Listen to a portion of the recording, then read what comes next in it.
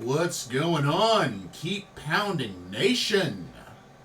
Welcome to another Carolina Panthers Talk video. Brought to you by Blitzball Champ Gaming here on the YouTube the Tube. I'm your host, Blitzball Champ, Jason Ingram. So I wanted to get on here and just talk about a couple of things as Carolina's wrapped up the bye week and they're getting ready to come out of the bye week and get back to work as they prepare for the Kansas City Chiefs at home for this Sunday, November 24th. But I wanted to talk about a couple of things that have been on my mind. Going to talk a little bit about the Panthers Blueprint episode, the Germany episode. Just give quick thoughts on that. Gonna talk about just my thoughts on the remaining schedule for the Carolina Panthers. Also gonna talk a little bit about Daniel Jones. And then I'm also going to finish off by going into detail of why I think tanking is a coward move and should not be a move that us as Carolina Panther fans should support. I'm going to just give my honest take on that. Might be controversial, but you know what? It is what it is. First off, I want to remind folks, be sure to check out Game Beauty for an awesome lineup of video game themed cosmetic and makeup products. See something you like and want to make a purchase, don't forget to use that promo code Blitzball_champ, all in caps, for 10% off of your order. Happy shopping. After all, Christmas is coming up anyway. So, Panthers Blueprint Germany, which for those that haven't seen the episode, I'll put the link in the description.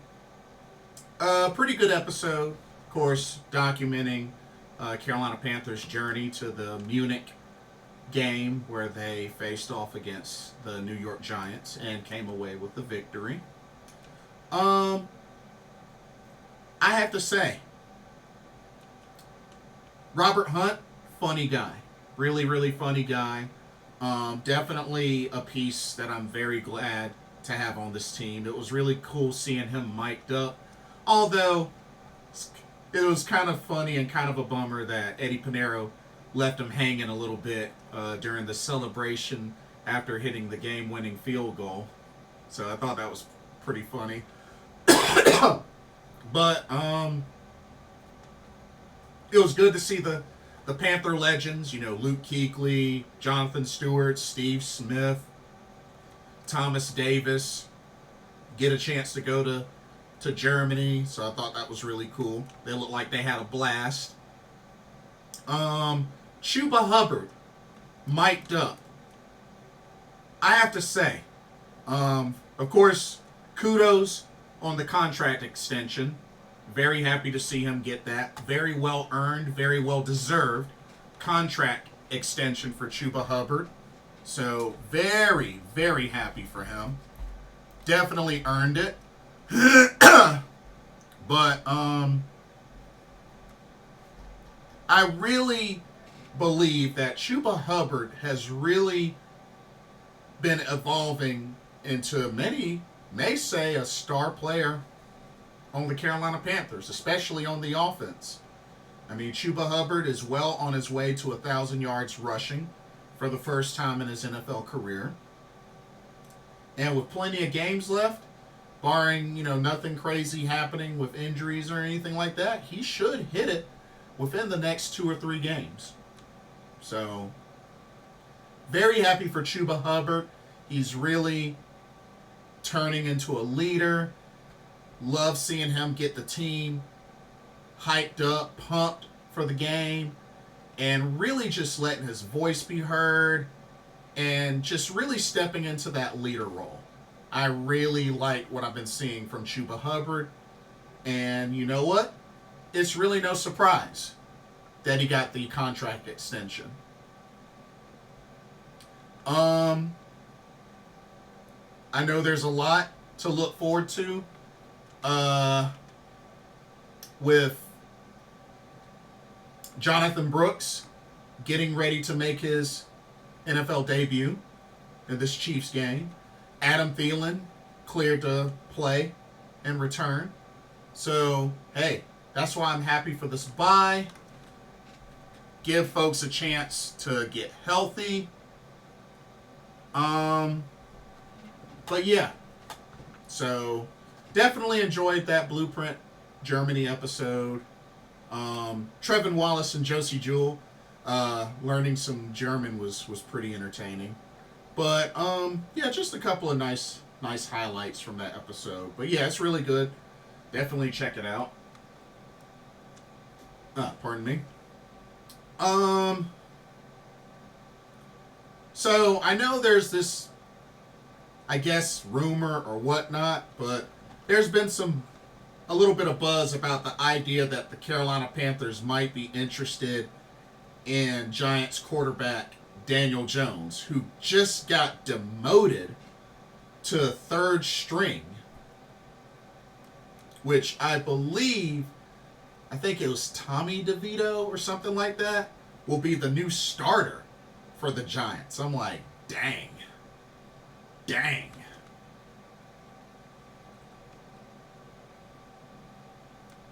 I guess Bryce Young is starting to become some folks' kryptonite.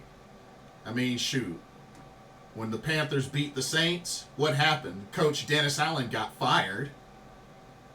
And then when they beat the Giants, Daniel Jones lost his starting spot. Is there a new trend here? I don't know. It's looking that way. It's looking like there's a new trend. I'm just saying. It's looking like there's a new trend. But as far as that rumor, Daniel Jones to Carolina, no. We don't need Daniel Jones. Heck no. No. Nah. No. Mm-mm. No. We don't need Daniel Jones. Shoot. He would probably be worse than what the struggles that we've had with Bryce Young, to be honest with you. I'm sorry, but Daniel Jones would not be an upgrade. Let's keep it real. Daniel Jones would not be an upgrade.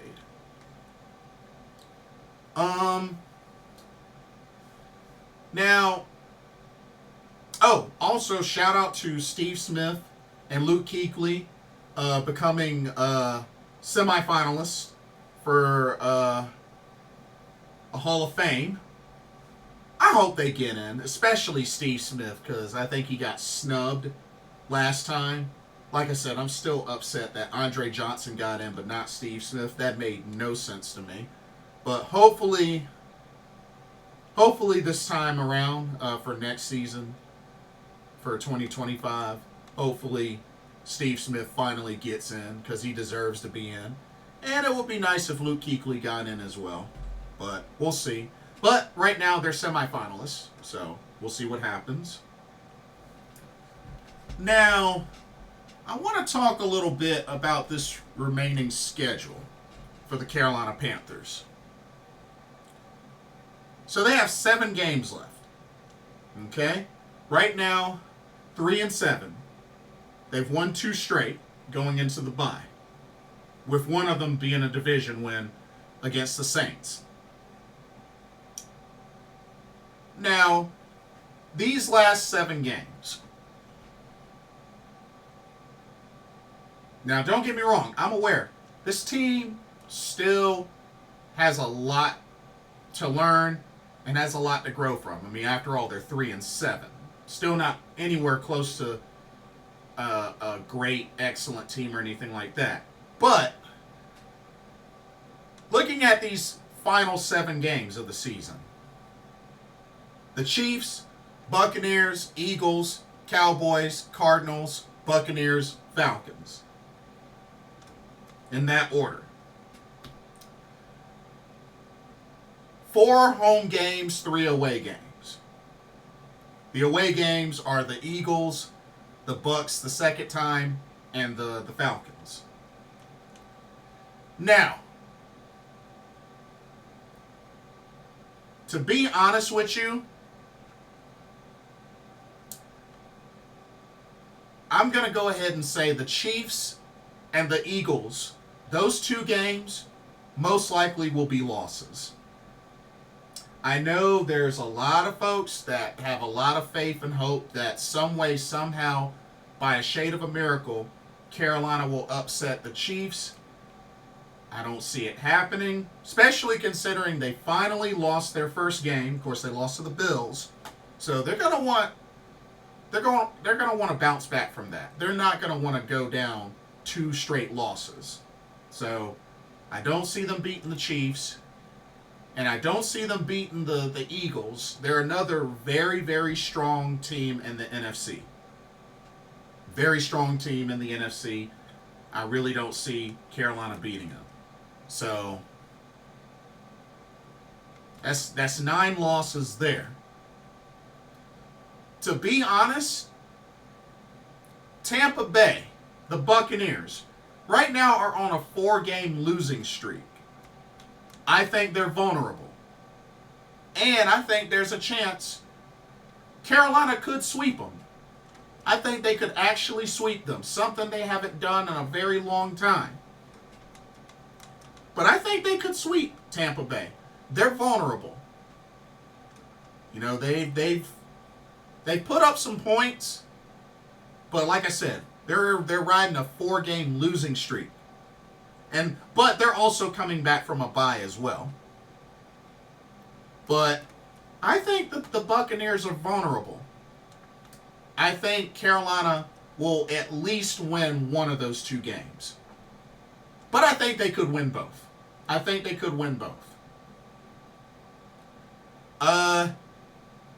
Dallas Cowboys are very vulnerable. They're very vulnerable. The Cowboys, they've lost Dak Prescott. And they are also 3-7. And right now they are on a 5-game losing streak. So the Cowboys are very vulnerable. And this is a team that Carolina hasn't beaten since they had Cam Newton. So it's been a hot minute. But I think Dallas is very, very vulnerable. So I think Carolina has a good chance, a very good chance, of beating the Cowboys.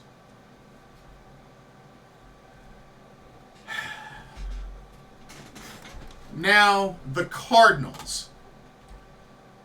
I'm going to tell you right now with the Cardinals, started off kind of iffy, but the Cardinals are on a 4-game winning streak. They're on a 4-game win streak. So, Kyler Murray's been playing really well. Now, they got some tough teams coming up. Like, they got the Seahawks and Vikings. At the end of the season, they play the Niners. So, they got some tough teams coming up. Which they've already beaten the Niners once. And they've even beaten the Chargers. So, Arizona,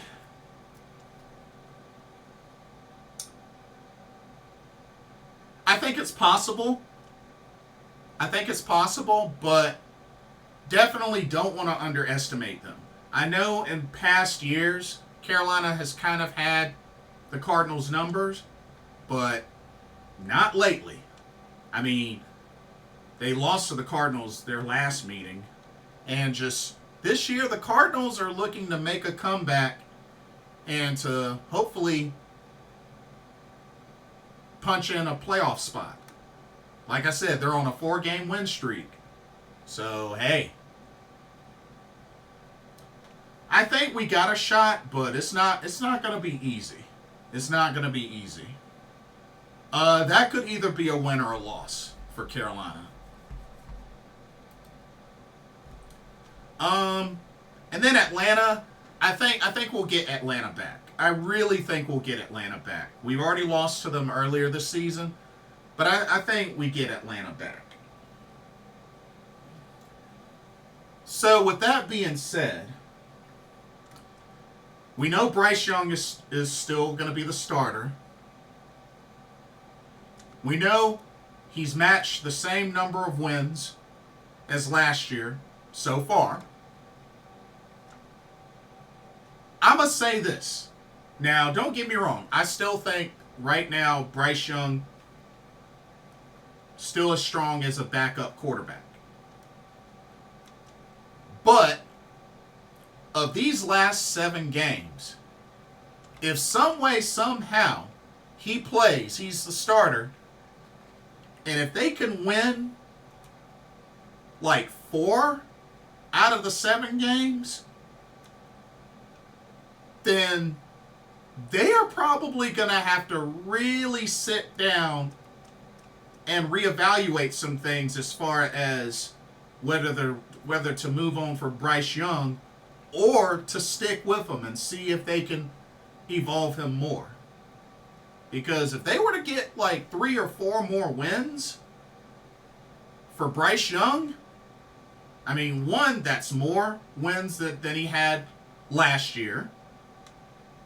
And I would think that's got to at least put a thought in the head of Dave Canales and, others that, you know what, maybe Bryce Young can be something. I'm just saying. I understand that his numbers aren't incredibly high or anything like that. But if he can go through the rest of the season with as little turnovers as possible, and they rack up 3, hopefully 4 or more wins, then I would think that that's got to put something in their minds to reconsider or reevaluate the idea of moving on from Bryce Young after this season is over. I'm just saying. I think, I'm not saying that they're going to keep him or get rid of him, but I think it's only fair that if he, this second half of the season, does pretty good and the team gets 4 wins, 4 or more, you gotta reconsider some things. You gotta think some things over. That's all I'll say in regards to that. That's all I'll say. So, just a thought. Because if you ask me personally, I'm just tired of the whole quarterback carousel. Like, they're going to have to get to a point where they get somebody and they stick with them. Like, go through, invest in somebody, and evolve them, develop them. And that's going to take time. Which segues into my final topic. Tanking. Most of y'all that know me know how I feel about the idea of tanking or, embracing losing for the sake of a better draft pick. I'm going to say this. And if folks get offended, you know what? It is what it is. It's not my intention to offend or upset anybody. But I got to keep it real with my thoughts and feelings on this. I'll start off by saying I truly believe in my heart tanking is a coward move. Intentionally losing for the sake of a draft pick is a coward move. Secondly, do losses get you playoffs and championships, or do wins get you playoffs and championships? Last time I checked, losses don't lead to championships or playoff appearances. I don't care how many draft picks you get. You win games to get to playoffs to give yourself a position to play for a championship. And how do you get championships? You win games, not lose them. Thirdly, as Carolina Panther fans and what we've been through for the last handful of seasons, especially since after 2017, none of us should be willing to accept losing. I don't care what the benefits are from it. None of us, as part of this Keep Pounding Nation, should be okay with losing. Period. And I'm sorry, but if you're one to embrace the idea of that for the sake of a draft pick, really makes me question the fandom. Really makes me question that. With all that this franchise has gone through for the last handful of seasons, we should not be okay with losing. Period. Period. I don't care if it gets us 20 draft picks. We should never be okay with losing in any sense. Because you don't play to lose. You play to win. Wins get you championships. Wins get you playoff appearances. Not a single one of us as Panther fans should be okay with any idea of losing. Period. And I say that with all of my heart. Not meaning to offend or upset anybody, but we should never be okay with losing. Especially with what our franchise has gone through. Period. Now, when it comes to trying to get the better draft picks or whatnot, there's a couple of things that we got to keep in mind as fans. Number one, we have to realize that those said draft picks aren't guaranteed to work out. They're not guaranteed to work out. I mean, we've seen things that can happen. Folks getting injured, folks getting released. Just because we have those top draft picks, that doesn't guarantee that they're going to work out. Example. So folks want to talk about get as many draft picks as we can. Okay, let's go all the way back to 2018, because that's when our recent woes have started. 2018. Let's see. We had 8 draft picks. 1, 2, 3, 4, 5, 6 of them no longer here, which are DJ Moore, Dante Jackson, Rashawn Golden, Jermaine Carter, Andre Smith, Kendrick Norton. No longer with the team. Okay. 2019. We had 7 draft picks. 1, 2, 3, 4, 5, 6. All 7 of them no longer with the team. Brian Burns, Greg Little, Will Greer, Christian Miller, Jordan Scarlett, Dennis Daly, Terry Godwin. All those 2019 picks no longer with us. 2020. 7 draft picks for 2020. 1, 2, 3, 4, 5, 6 of them no longer with the team. Yetur Gross-Matos, Jeremy Chin, Troy Pride Jr., Kenny Robinson, Bravion Roy, Stanley Thomas Oliver III.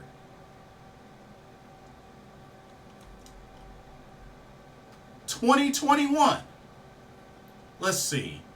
4, 5, 6, 7, 8, 9, 10. We had 11 draft picks in 2021. Okay? 1, 2, 3, 4, 5, 6, 7 of them no longer with the team. Terrace Marshall Jr., Davion Nixon, Keith Taylor, Deontay Brown, Shi Smith, Thomas Fletcher, Phil Hoskins. 7 out of those 11 no longer with the team.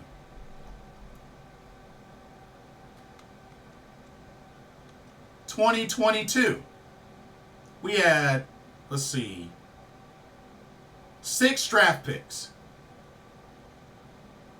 1, 2, 3 no longer with the team.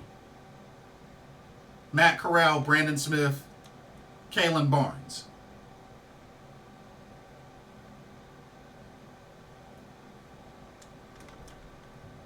Okay.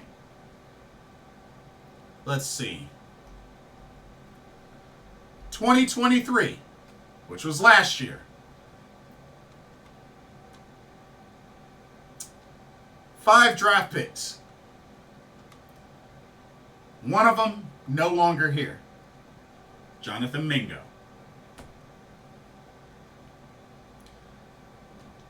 All I'm saying is, my point is,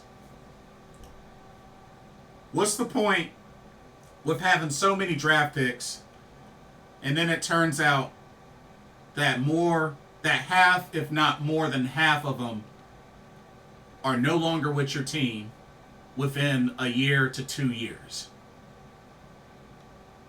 That's why it's not guaranteed that they pan out. It's always going to be a risk. No matter who you draft, it's always going to be a risk. There is no guarantee that they'll work out. Thirdly, something that we got to remember, we are fans. We got to stop acting like we have any sort of influence on the organization and who they draft. We don't have no influence on that, y'all. Because at the end of the day, we don't pick the players. The organization, they do. We're just fans. We don't have that kind of influence. We can speculate, we can put together all the mock drafts we want, but at the end of the day, we have no influence over their decision of who they want to draft. I understand some of the draft picks that they do might be great, might be disappointing, might not who you thought. I get it. I understand that.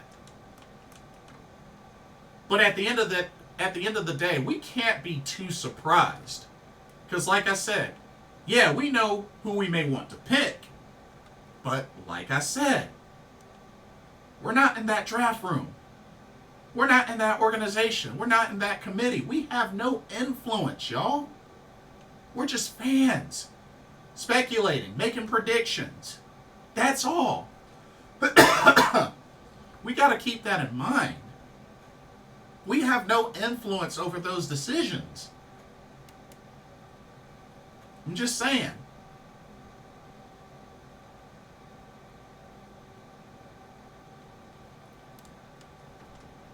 So that's why one of the main things, I will never be happy with the idea of tanking. Losing, intentionally losing, for the sake of a better draft pick.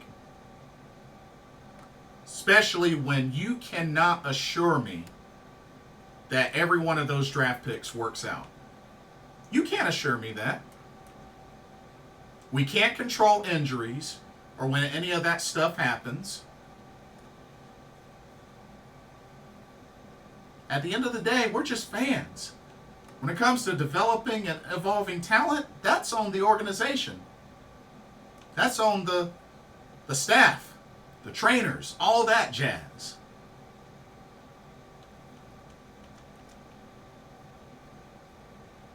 And going back to the different draft classes and, players that have been dropped within a year to 2 years, I mean, some may have to wonder, is this organization good at evolving talent overall? Something to think about. Something to think about.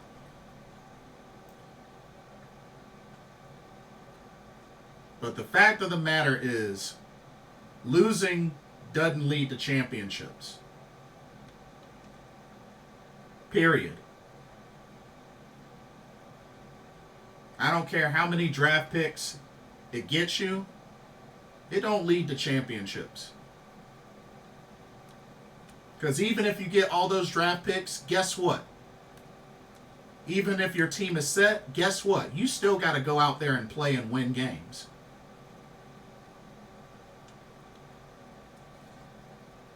It's not always guaranteed.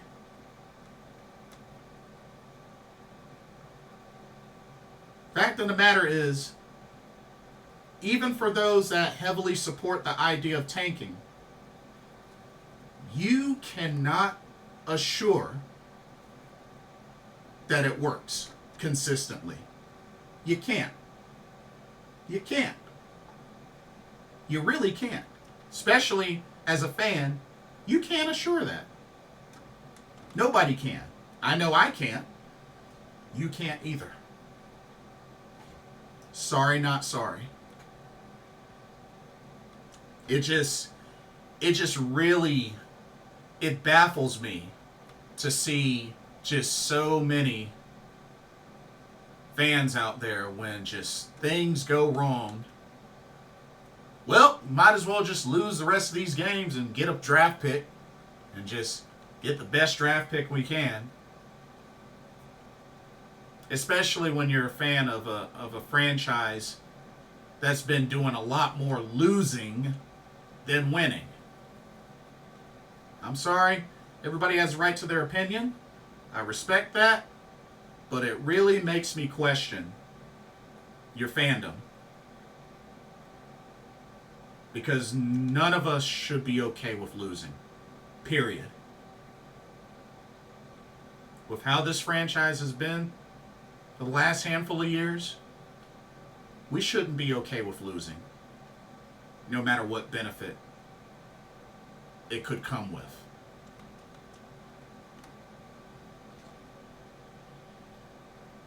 I rest my case.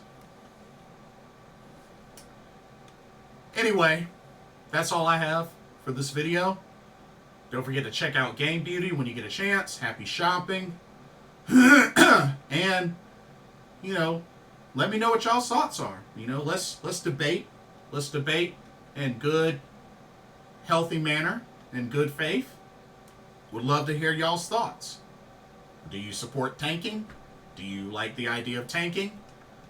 How do you think these next 7 games will be? What did you think about the Panthers Blueprint Germany episode? Let me know your thoughts there. And, yeah, would love to hear from you. Would love to hear y'all's thoughts and opinions. And don't forget to like, comment, subscribe, hit that notification bell while you're at it.